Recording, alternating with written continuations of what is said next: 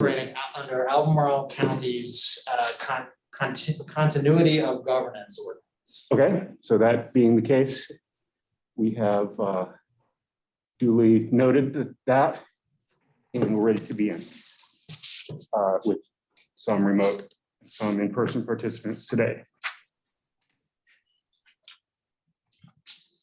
So first we have an update on three policies that we've been working on, and all of them, we got to the point where the committee was happy, but they went to various legal review, and I think David can, a couple of those are handouts here, but David wants to tell us what happened.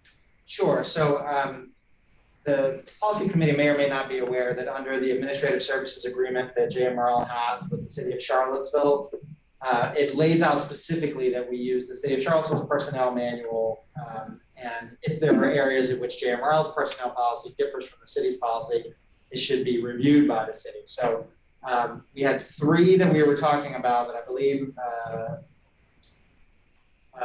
non-discrimination, religious accommodations, and social media policies, all of which kind of came out of the employee handbook working group. And we sent those to the city to be reviewed. And actually, they don't have a head of HR right now, so they were reviewed by the city attorney's office. And the city attorney's office sent us back some red line edits on non-discrimination and religious accommodations, and they put a pin in social media for now until such time as they have a head of HR at the city of Charlottesville for us to work with. So, Mike, would you like me to share those on screen? Yeah, please. And we can look and see, so start with non-discrimination, I think. So in both cases, I think both of these were recommended by, the initial language was recommended by JMRL's council. Then we, as a committee, have looked at each of these, and the red line is the changes that the committee made to the lawyer's language, and it was just sort of, in all of those, it was just sort of a clarity type of edits. There weren't any, I don't think anything that was changed substantially. And now what you're seeing is the green line is from City of Charlottesville. And again, I would characterize these, you've all had a chance to see them from the advanced handouts. I would characterize these as kind of the same thing. They're not a substantial change in intent of anything, but I wanted to just have because we've in fact non-discrimination. I think we read out the last board meeting, and we were potentially ready to vote on. But I just wanted to give this committee a chance to review the green lines, and let us know if there's anything that we need to. If there's anything that would change what we've already sort of, the idea that we've recommended. Actually, I think it's religious accommodations is up for the full. And this would be the first reading for non-discrimination. Okay. So this is the chance for the policy committee to weigh in. Okay.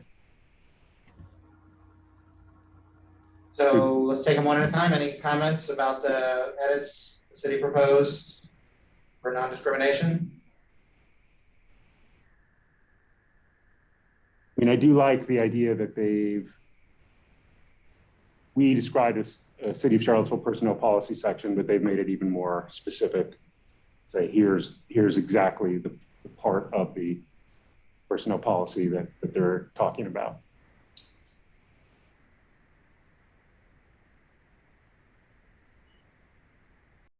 Okay, any other thoughts, comments, questions? Okay, so can we then recommend this to the board today for a first reading and then a potential adoption? Any? Yeah, anybody? I think that's great. Okay, so then similarly on religious accommodations, what's I think the red is all the city's okay. additions here. There's only one set of edits because we had a final version that the board already saw. This is the additions to that. Okay, so just restating what David said, we had previously endorsed the black text here, and in fact, the board has done a first reading of that. The city added the red text, which again me, it says the same thing with more words, but I think there's a legal motivation, I'm sure, for many of those, or for all of those. I think the plan, well, let's just look at if there's any comments or questions from the group here. I guess the only question that I had about is that they added this word generally, infringes on the rights of other employees generally. And I guess I don't totally know what that means. It just seems a little vague.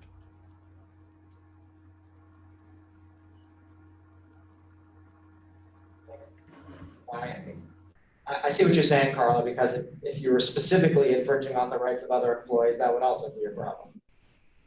Right. Like,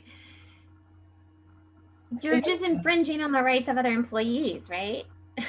I think my guess is what the legal team was trying to say was that it's not necessarily about one individual, you know, it's about a group. So the harassment is maybe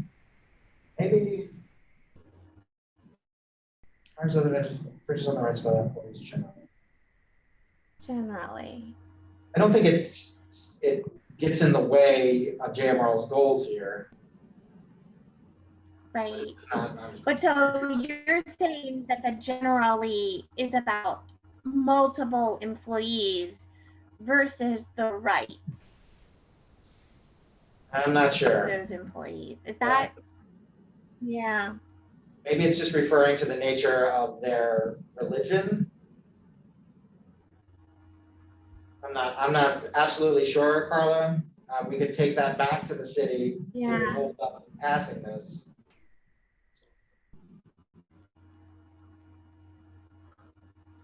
And what if we just took that out? Well, I think we would still want to bring it back to the city of Charlottesville as having made a change to their suggested text here. I see. Mm-hmm.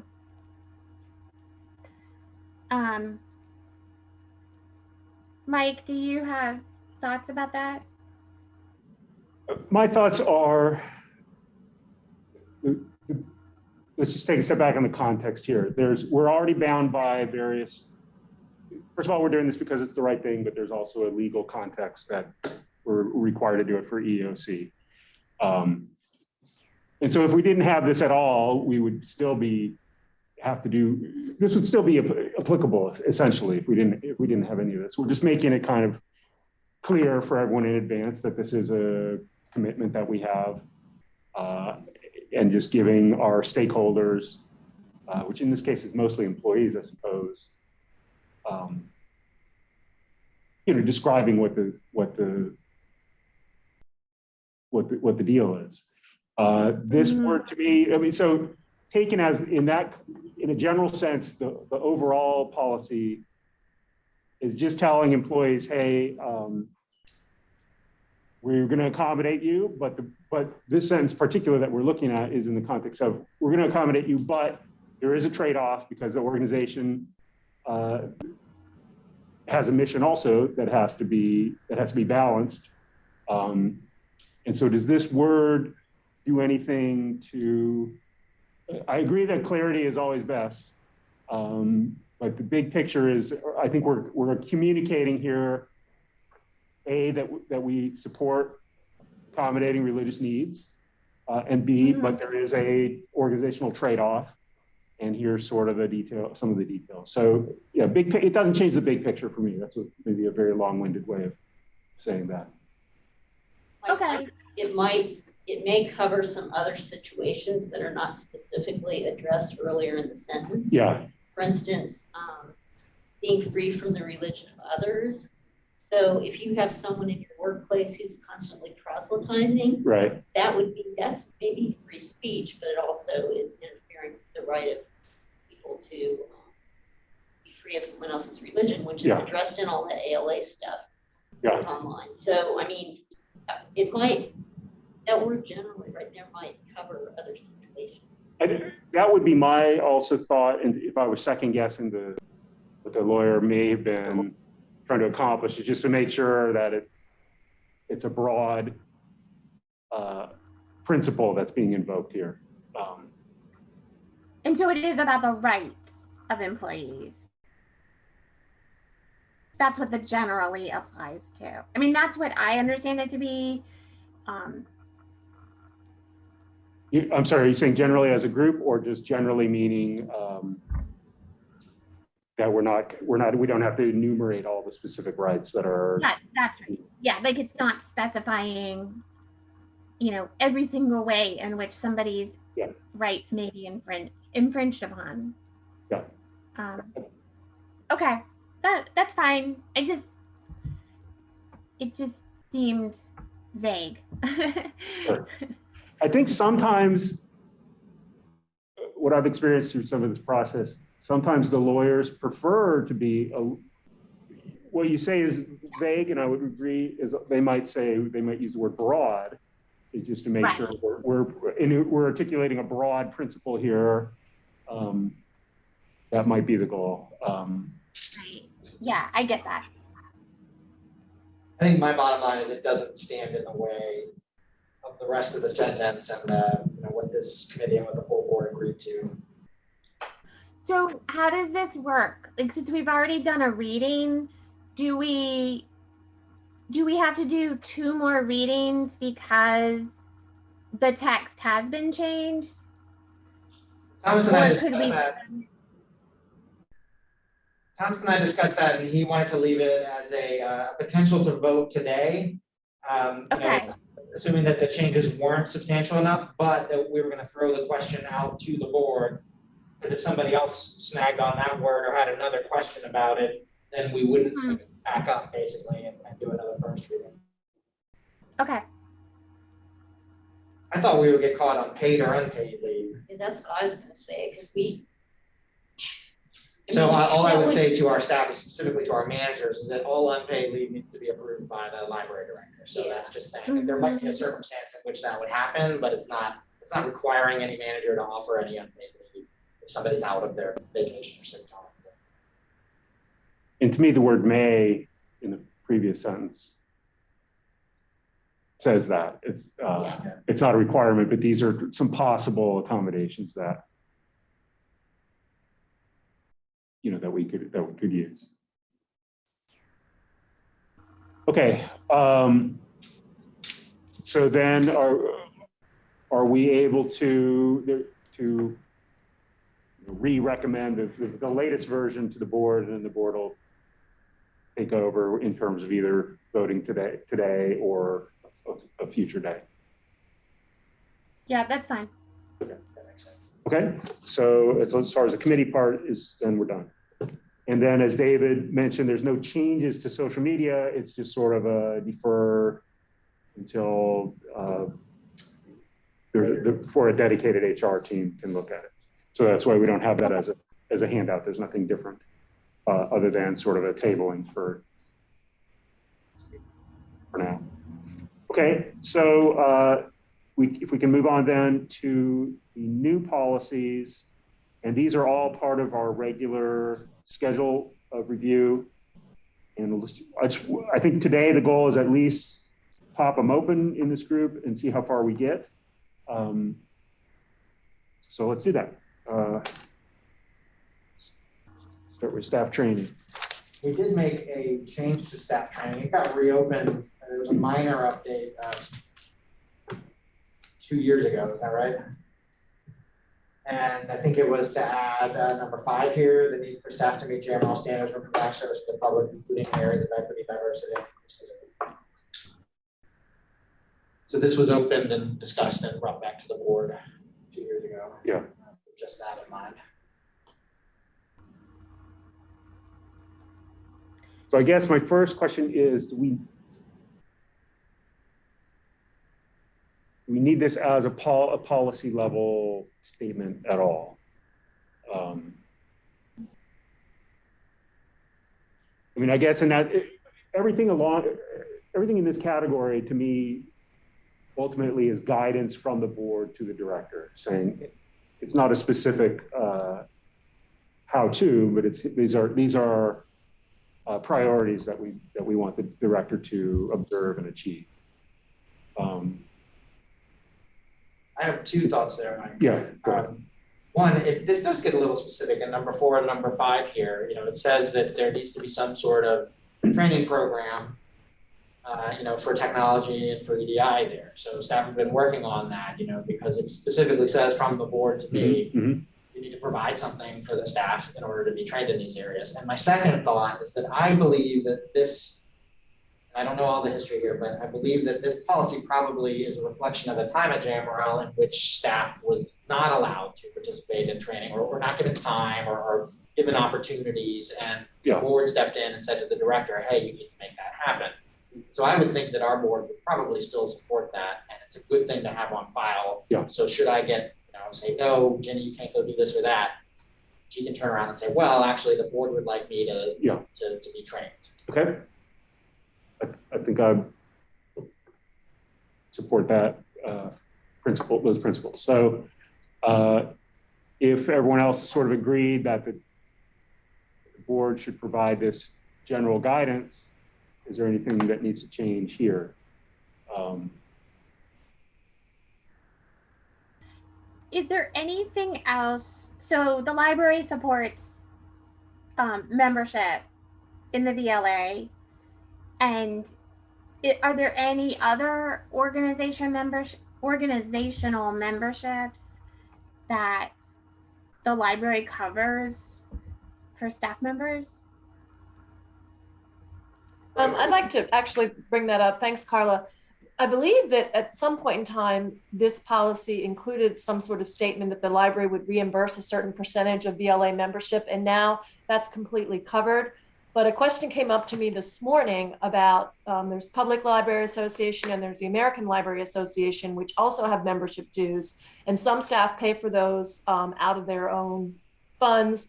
And the question came up this morning to me whether or not we have a formal reimbursement program for that. So David, I was going to ask you that question anyway, but since Carla brought up are there other associations that are professional, I thought I'd just go ahead and throw that in there. There are certainly other professional associations. The VLA is the only one that JMRL, by policy or procedure, the only one that JMRL has reimbursed for. I think there are procedures related to this that lay that out basically. I'm open to discussing that certainly. I'm not sure I would want something in here saying that the library board wants every member to be reimbursed for being a member, every staff member to be reimbursed for being a member of ALA. And in fact, it currently doesn't say that for VLA either. No. It just says we support you to be developed.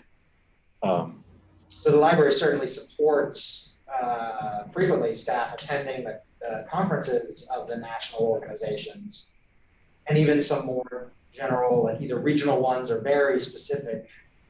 Think about IUG, things like that are job related. Which is number 2 to me. Yeah. And the library does not discriminate against staff in terms of attendance if you're not a member of ALA. Correct. Which is expensive. Yeah. Correct. We would pay full freight as opposed to the members' costs. A lot of that comes down to the budget, though, Krista. It's not so much and that VLA thing has been a boon for JMRL because we're so large. It's been, we pay more because we're larger, but it's been wonderful to have everybody as members. I don't believe that something exists that way for ALA or PLA. So there's like a group, there's a group membership that allows you to enter so many people. Is that how it works, or do you have to pay per individual? For the VLA, JMRL has an institutional membership, which means that all staff members and all trustees are automatically members. For the ALA and PLA, individual staff members have to pay an annual fee to be members. Mm-hmm. Give a call on Kathy. Kathy, were you raising your hand to say something or just to be promoted to panelist?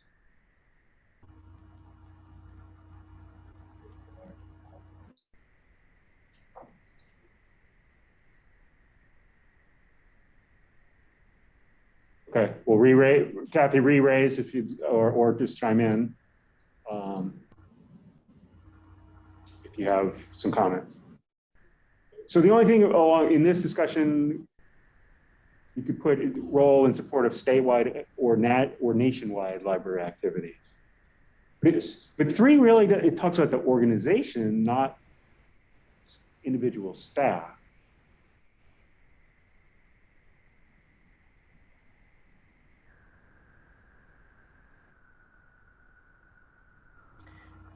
Right, but staff are encouraged to like create presentations for the conferences, and I'm assuming they're encouraged to serve on different committees within the VLA. Is that right? So I'm just making a minor distinction, Carla, between those are described to me by 3, but the staff attending a VLA panel to learn from that, I don't think it's specifically mentioned by 3. It covers it. It may be covered by 2. Yeah, and the library definitely supports staff participating in ALA committee structure. Yeah.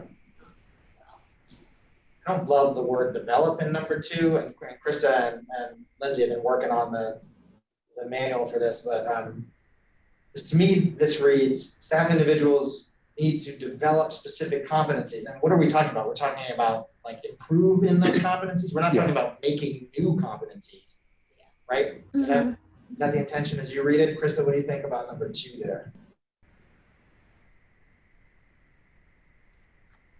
It's the develop. I'm sorry. So staff members, individual needs to develop specific competencies in their positions, but we're not really asking staff to develop their own competencies. We're asking them to like, grow within the competencies of the position. Yeah. So if we were to wordsmith, I would want to wordsmith. You could put, what about I mean, so develop actually does mean that, but it has multiple meanings. So what if you said further develop?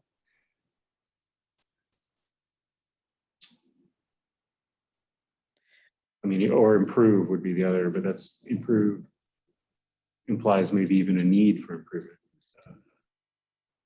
Yeah, I think I like further develop. And we use competencies in this other assessment form thing that we do, so that makes it a little confusing. Yeah, right. It means something to our staff that it might not mean to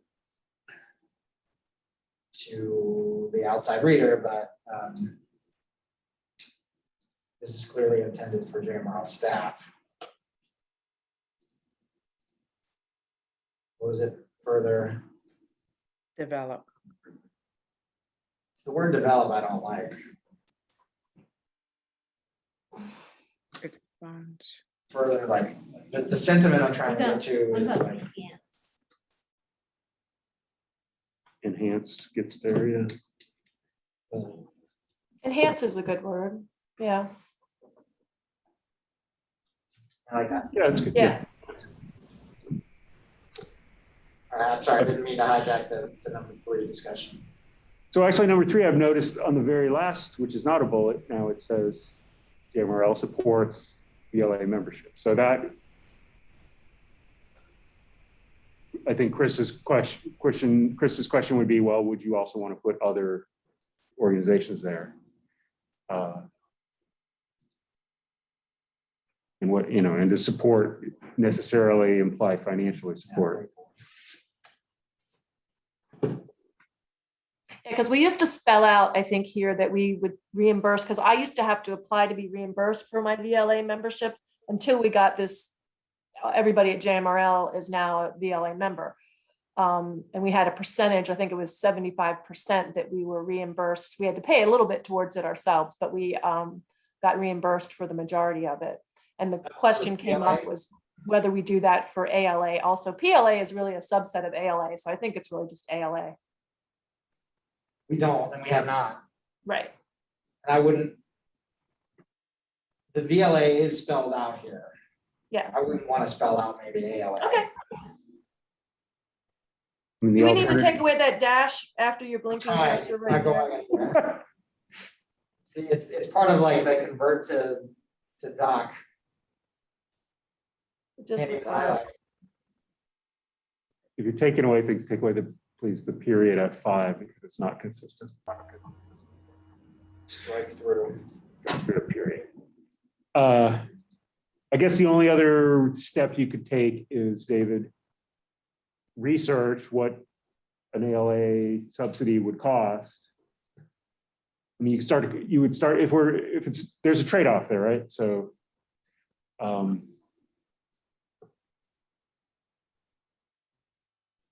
it would still, the question would still be, do we put that in at a policy level?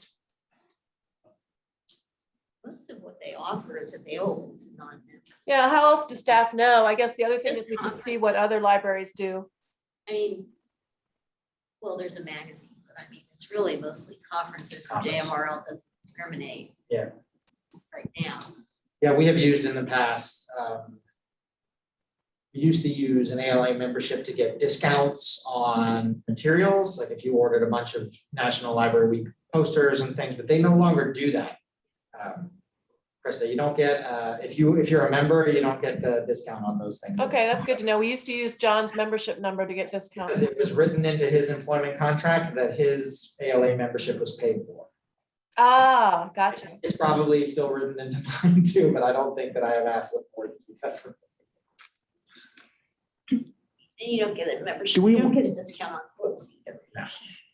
So Jenny has mentioned a couple times, if I understand what you were getting at, we support BLA membership, but if you're not a member, that doesn't impact you negatively. Correct. Is it worth, to me, that might be worth putting here and include, and at that point, we would include the national organizations.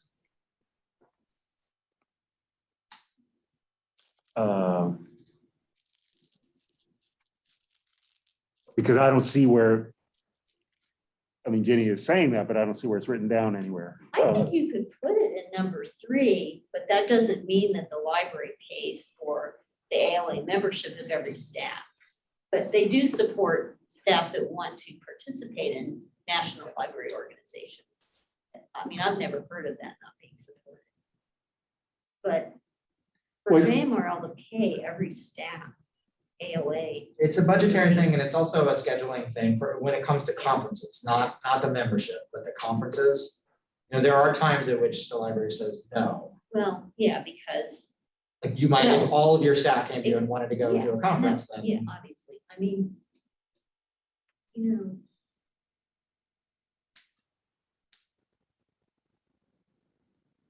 One thing I would like to see the library do, and I don't know how you could put this in here, is to support paraprofessional staff going to the ALA meeting, not the ALA paraprofessional, but the full ALA meeting. And I have sent a lot of my staff at Green to those meetings.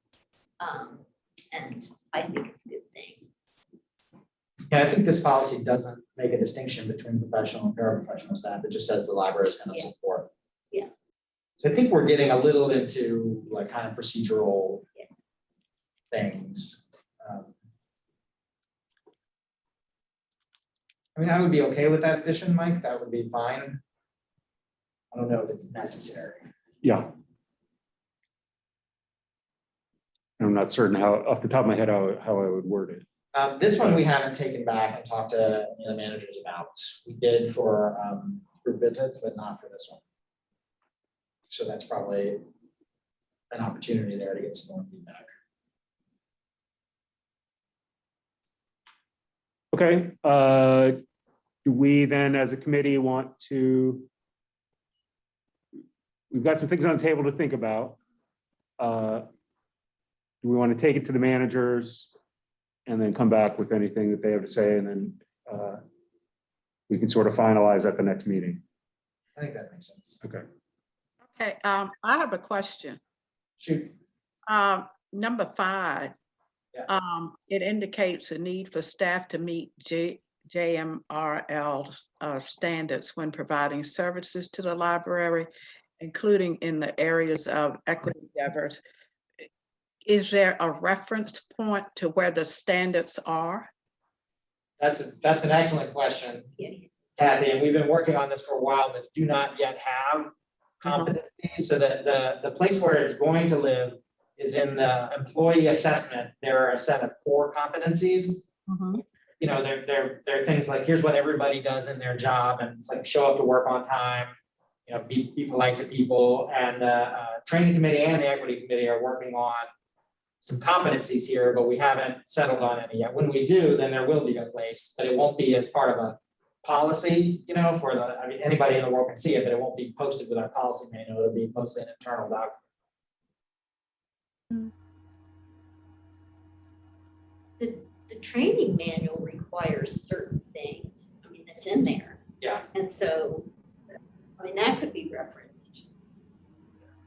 Well, this, I mean, obviously the staff training policy, but I mean, there are standards that are already in the staff training. Yeah, that has to do with hours required. Is that what Well, you're in thinking of? specific areas, Yeah, specific trainings that all staff should attend. I don't think they cover number 5. I don't know. They don't. There's nothing. Not yet. I'm pretty sure they don't because we've been But it working on it. will. Yeah. David, when we bring this to the managers, we should also review the procedure. I'm looking at the procedure, which addresses some other things. So, and it hasn't been updated since 2014. So we might review that with the managers at the same time. And it does talk about PLA and ALA funding and attendance being limited, blah, blah, blah. So that'd be a good time to review that also. Does it say anything about membership in the organizations? Or just? It doesn't say you have to, it doesn't say priority is given to members. It just says national conference attendance, PLA and ALA is especially limited. Branch and department managers will review and evaluate staff applications for national conference attendance, selecting staff members to attend as funding permits. And then there's some priorities. So I just think it'd be good while we're talking about it to go ahead and look at that too. Kathy, did that answer your question for number 5 there? Somewhat. Are you interested in adding something here, or is it mostly just linking back to some other resource that you would want to see it directly from here? I just, in reading it, it makes me wonder what are JMRL standards? That's the only thing that I think needs to be defined.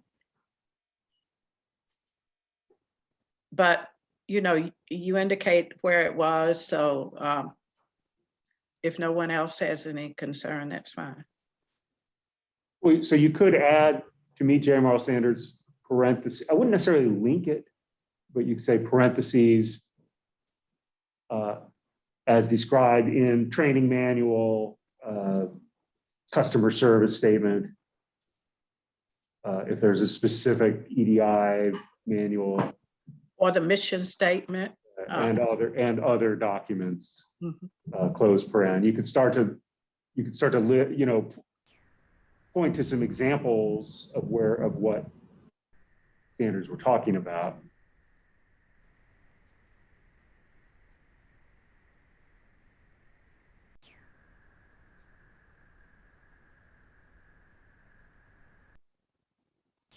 We don't have these competencies yet, though. That's the problem. So that's a goal. We're working on it. We will.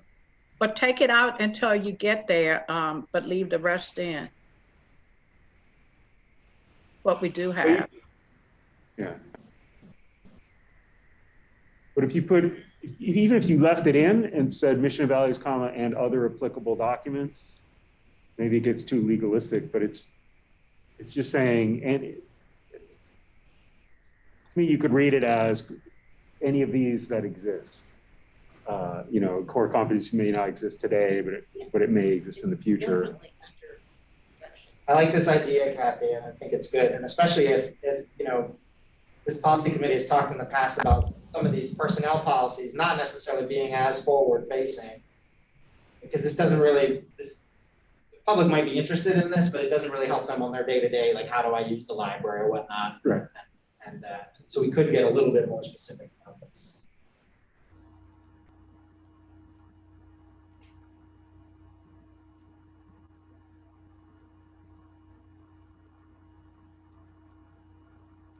Okay. Okay, so if there's nothing else here for right now, David's going to take that Yes. to managers, get feedback. I would ask David if you can just ask that, include that one question of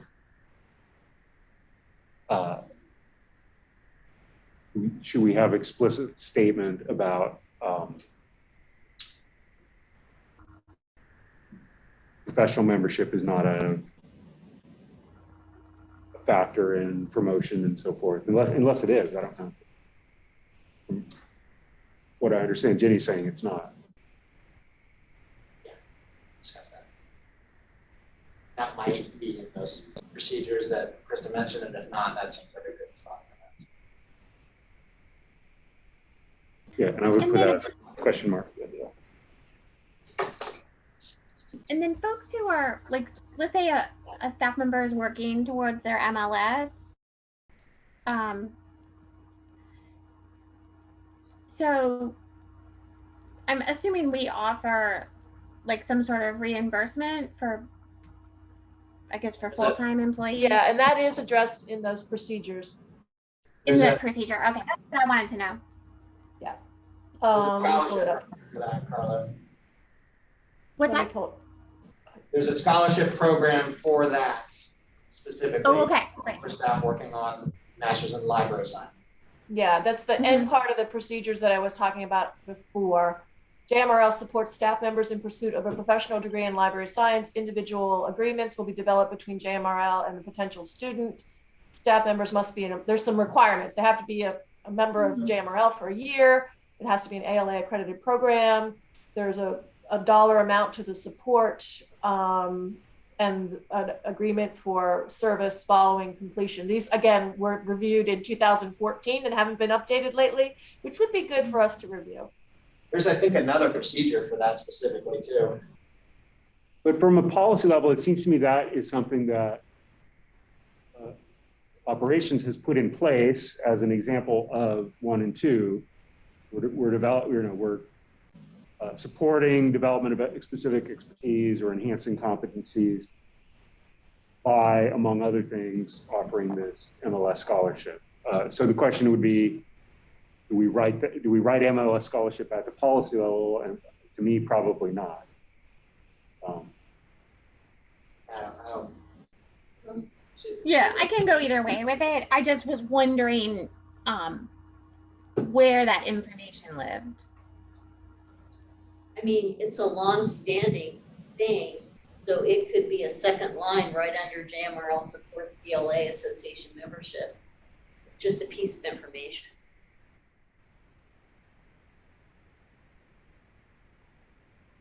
Procedure 2.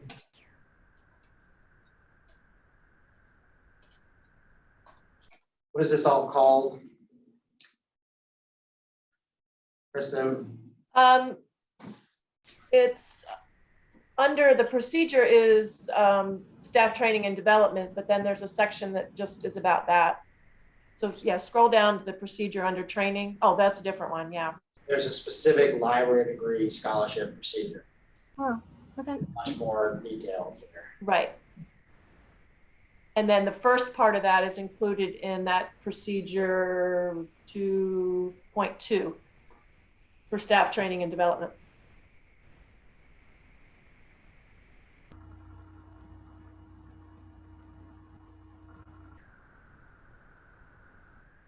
Words here. To cultivate, to enhance, to promote. Encourage. Yeah, to encourage. Or support. Oh, we already used support though. To encourage pursuit of a professional degree.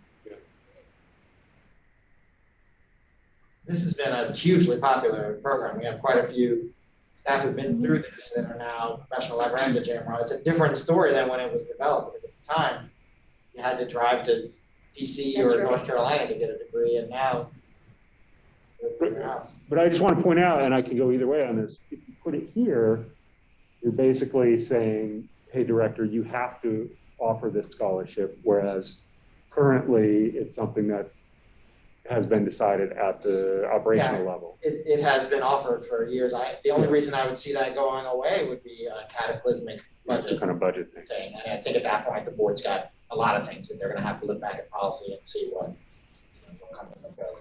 This would be one less, on that list. But yeah, I'm just pointing it out.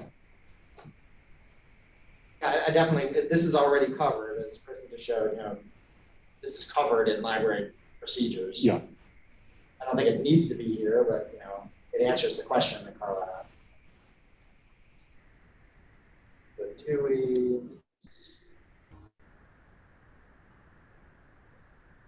Okay, do you want to try and squeeze one more? Yeah. So what about group visits, since you said you had some feedback? Yeah. I did get, this policy we knew was coming up for review, and it got sent out to the managers, and the only feedbacks that I got was a question about whether or not the number 10 is the appropriate number for a group. The discussion was about less than 10 being a threshold. And the library reserves the right to schedule group visits, and they would like and to limit the length and number of visits by any one group to be compatible with staffing and program.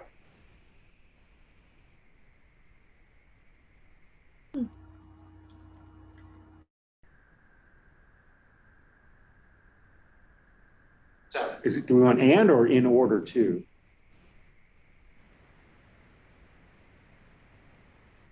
library reserves the right to schedule group visits. Yeah. So the original intent is in order to limit the length and Yeah. number of visits by one group compatible with staffing and program. I think they were interested in an and scenario, was they have the right to schedule group visits, and they also have the right to limit the length and number of visits by any one group. I mean, you're necessarily scheduling at that point. No, we can't schedule you next week because you've been here last week.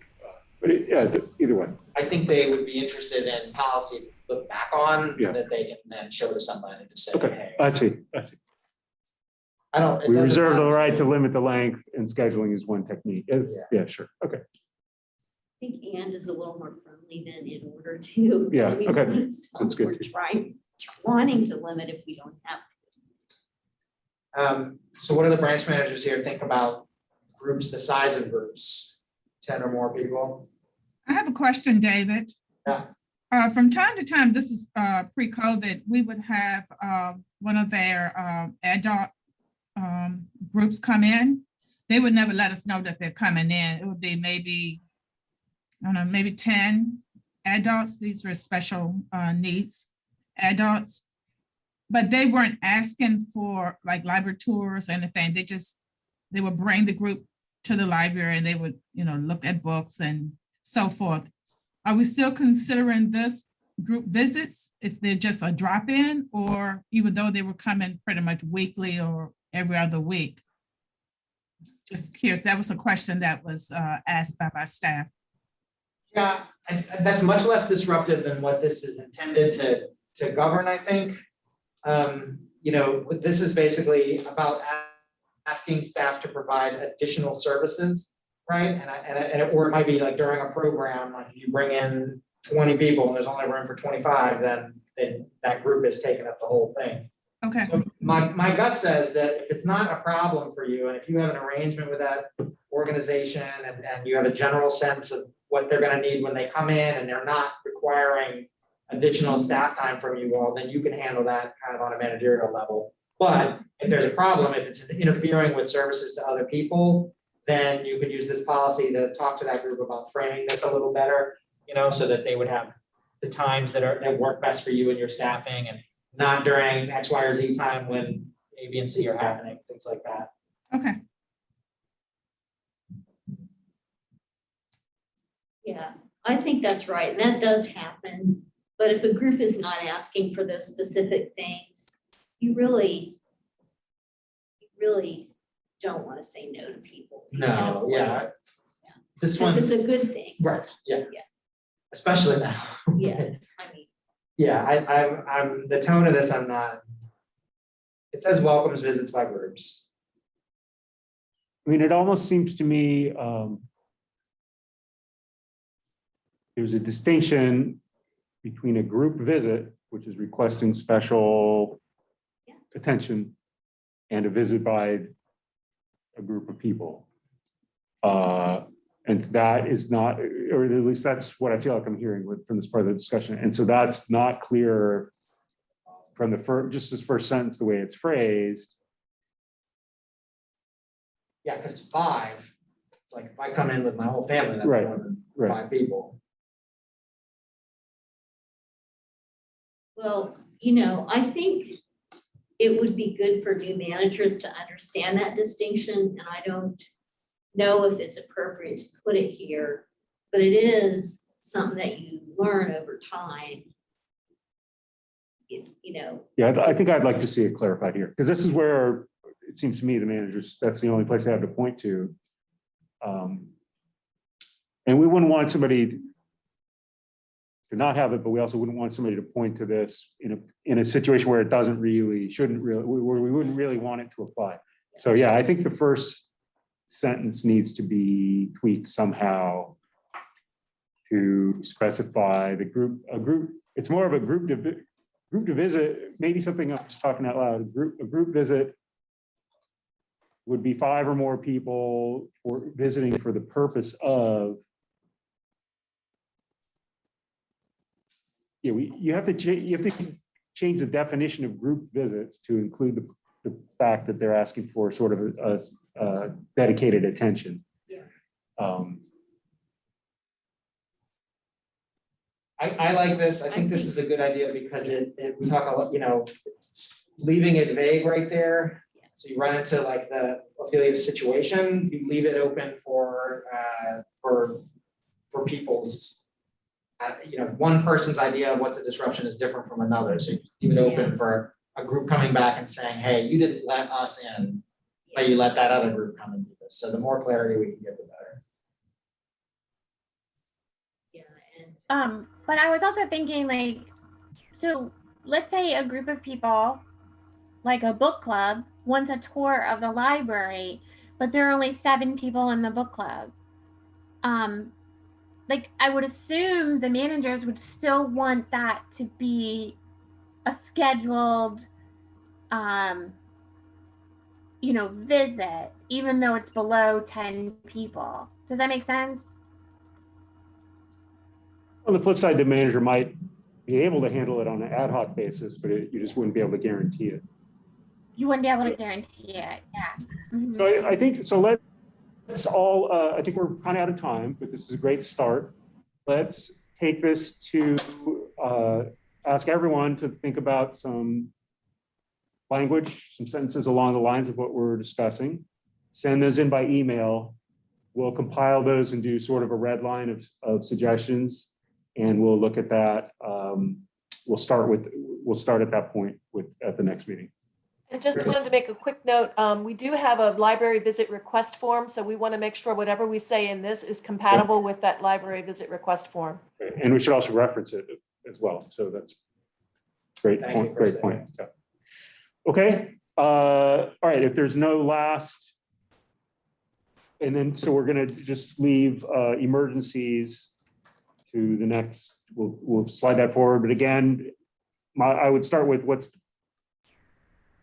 everybody think about what's the purpose of that and the goal and what are we trying to accomplish and is it enough? So unless there's any other last comments or questions or notes, we'll leave it there and pick back up at the next meeting in 2 months. All right. Thank you, everyone.